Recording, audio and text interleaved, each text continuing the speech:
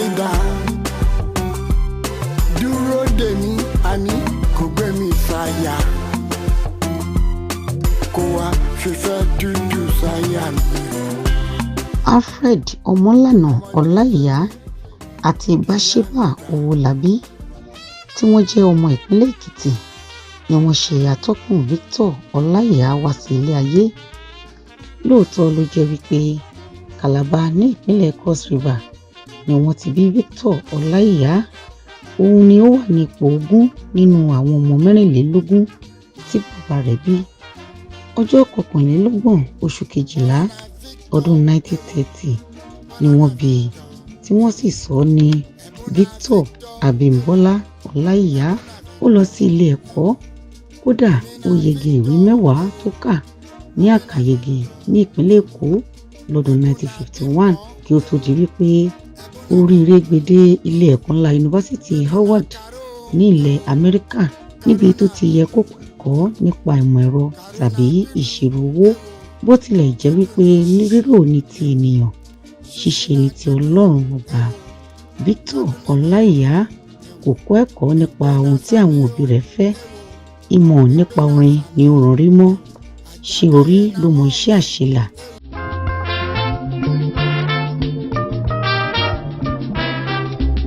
Yabumi sọ́jà wálé yabumi sọ́jà wálé yabumi sọ́jà wálé yabumi sọ́jà wálé yabumi sọ́jà wálé yabumi sọ́jà wálé yabumi sọ́jà wálé yabumi sọ́jà wálé.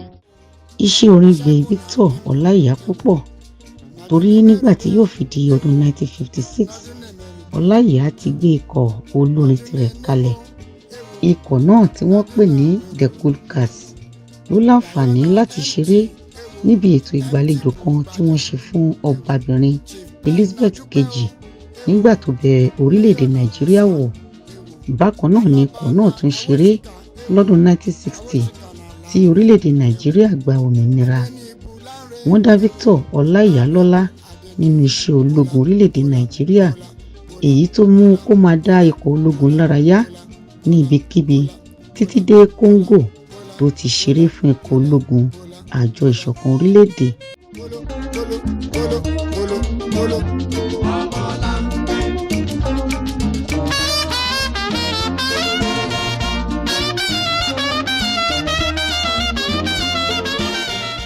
Lọ́dún 1963 ó yí orúkọ ẹgbẹ́ rẹ̀ dà sí All Stars International Band. Ó fi iṣẹ́ òwò ṣíṣe fún iṣẹ́ orin àti iṣẹ́ fèrè tó yàn láàyò torí wípé a máa kó àwọn ohun èlò orin wọlé láti òkè òkun.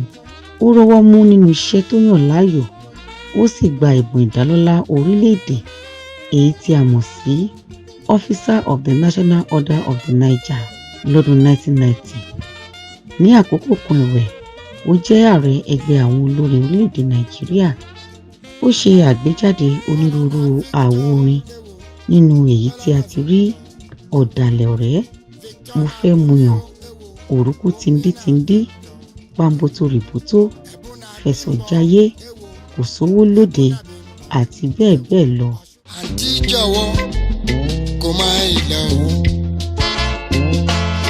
Ọmọdé ń ṣe mí, sísí mi dà, àníṣe sísí jọ̀wọ́ kò gbé mi sáyà. Victor Abímbọ́lá Ọláìyá ṣe ìwọ̀n tó lè ṣe nínú iṣẹ́ orin kó tó di wípé ọlọ́jọ́ dé ní ọjọ́ 12 oṣù kejì ọdún 2020 lẹ́ni ọdún 99.